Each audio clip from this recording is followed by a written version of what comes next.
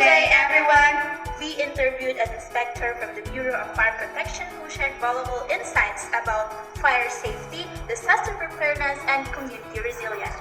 Through his professional experience, he highlighted the importance of working together to build safer and more resilient communities. Let's hear what he wants to share. Good morning, sir. Likewise, good morning, students. Good morning. We are from Input and Development System Just and we are here po para mag-conduct ng interview about one of our subject, which is the temporary world. And this interview is about SDG 4, sustainable development. Student, I'm Inspector of City Commercial Critical City Pinagay natin. We have 4 questions. The first one is, what inspired you to join the Bureau of Fire Protection and dedicate yourself to promoting safer and more resilient communities? So, I joined the Bureau of Fire Protection first time because I want to become in service. So, in service, as a Bureau of Fire Protection, meron kami is to sa ilan and property.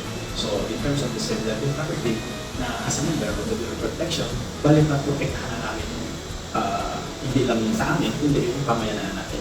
So, one of the function of the as a personnel of the EFA is that is yung suppression sa protection. So, yun sa suppression, yun ang pinaka last namin na trabaho kasi nga is prevention tayo. So, in prevention tayo ng mga property. So, nandiyan yung pag-ano natin, pag-prevent natin yan, ang mga seminars natin, nandiyan yung section natin dyan, si EPSAS, Fire Safety Enforcement Division, sila yung para ma-prevent natin yung magkaroon tayo ng suko.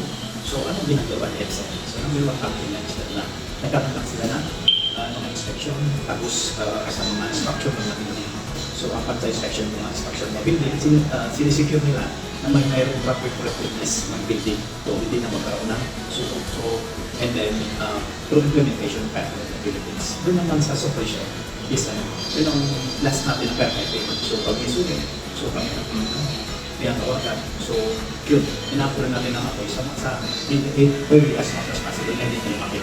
Kasi nga, pag ang apoy is malaki na, so malaki na ang apoy, hindi natin yung mga apulan. Kaya na, minsan is mga 90% na.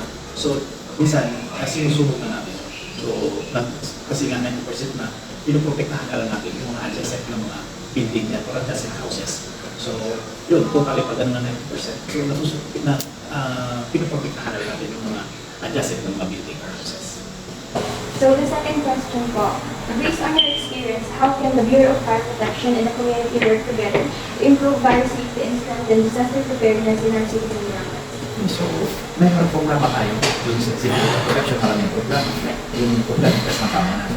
Kasi sa Uplan Likas ng Pamayanan is, pinupupunta natin dyan sa mga barangay. So, si barangay, so susisuin natin yan yung kanilang mga pinipigyan natin dyan, yung inspection natin dyan, kailangan so kung minsan yung accessibility natin ng ating mga pwede, dapat yung halimbawa, yung method natin, is pwede natin yan na makapunta doon sa isang barangay. And then kung may water source, yung kailangan natin dyan. And then magkakaroon tayo ng mga training sa seminars sa workshop doon sa same barangay. So, ang ligtas ng pamilya, napakalaking tulong nito, this is barangay kasi kung palagis na kukuha tayo ng sipan, yung community park actually group. So, yung community park actually group is that ito yung group na po is parang perfect in terms na wala kasi si Philippine doon sa kanilang barangay. So, nakaka-old yan. And then nagkakaroon din ng simulation. Ano kung simulation na po? So, talaga yung nagkakalap tayo ng simulation. Ito talaga yung kinuha natin sila simulation natin yung subuhin. So, nagkakalap tayo ng simulation sa mga barangay para alam nila kung ano ang gagawin na in terms ng karoon talaga ng subuhin. So, yun, kinakalap natin yan. And also, invite natin din yung mga tanong, yung mga barangay captain, also the constituent, so that maintindihan nila kung paano din ng fire prevention seminar workshop na kakandak din kami sa kanila para sa ganun talaga, maiwasan natin po kalay na eradicate natin yung sunog. Alam natin kasi si sunog, hindi natin maiwasan ng 100% yan, but we can minimize them. For follow-up question po, ito po ba yung green card niyo and ito po ba yung pattern? Sure. So, yun, siguro as a member ng Bureau of Protection, siguro dinidedicate ko na yung buhay ko dito. Binibigay ko na lahat kasi napoprovide naman lahat ng mga mga needs natin. So yun. And then aside from that, siguro, kaya ito na yung naging gusto ko rin sa as a DEP personnel, kasi nga yun, I have naman si to help talaga na the community. So as a member of Bureau of Protection, because of you, nag-aaral pa kami, tapos nandiyan seminars also, workshop, and then para sa ganun, matugunan namin ang pangangailangan ng komunidad. Okay, sir. Third question po. What challenges do you commonly face in ensuring effective fire safety and emergency response? And how were you able to overcome these challenges? Okay, so first kasi dito sa prevention natin, pumupunta kami sa barangay. Kung isa paano si barangay, hindi 100% yung kanilang total participation. Yun lang namin natin problem. But through leadership ng barangay captain din, kung isa itong problema na to is na nasusolve natin. So yun ang problema natin, talagang mag-hipot talaga ng tao sa isang barangay para at least may parating din ng Bureau of Protection kung anong mga seminars namin, workshop, and then yun ang mga namin natin problema ng barangay. Aside from that kasi, si Bureau of Protection is nasa papunta pa lang tayo ng modernization. Kaya kung may namin yung problema in terms sa mga facilities din natin. Kaya kung sabi ko mapapunta na sa modernization Bureau, pero siguro ito na ang sagot sa mga problema natin na sa solusyon para sa firefighting. In terms sa firefighting, in terms sa personnel, I think talaga ito ang solusyon para sa Bureau of Protection. So yun, ang mga namin din natin yung problema. So aside from that, kasi saan pa sa firefighting, meron din kami problema dyan. Kung minsan, mas lalo pag remote ng area, kung minsan yung tao, minsan, hindi natin maiwasan na bulungan o kumpit sa firefight sa mga firefighters natin.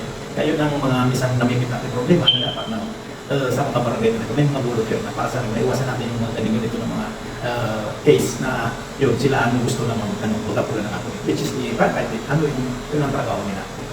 Yun ang mga problema lang namin. Question po. In your opinion, how do fire safety, disaster preparedness, and community resilience affect the daily lives of people? Fire is useful to mankind, but it is hazardous when it is not di natin na makontrol, uncontrollable na ng fire. So, alam natin na si fire nag-build ng society. So, in what manner, in what sense? Si fire kasi, alimbawa, itong society natin, ang daming sumunod. So, ano mangyayari? So, babagsak ang ating economy. So, ang laki ng role ng Bureau of Protection in terms doon sa ating society at in our community. So, kaya nga, is para mapaikling natin yung mga maipig natin ang prevention. So, nagkakandak tayo ng mga inspection. So, nagkakandak tayo siya through implementation ng fire code na which is an independent thing.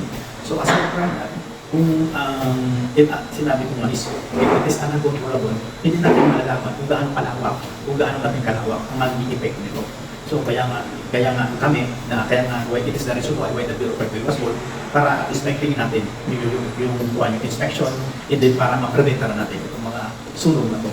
So yun, so sinabi mo kanina na it's help the shaping of our community. In one way, so nag-shape sa community natin as well as in our society. So ang laki ng role dito ni fire na ang ating syudad is fire safe society. So yun, kaya nga yun ang mga sinabi kanina, yun ang mga paraan para at least maiwasan natin kung mga sunog. 100% zero tayo na casualty and zero tayo na fire incident.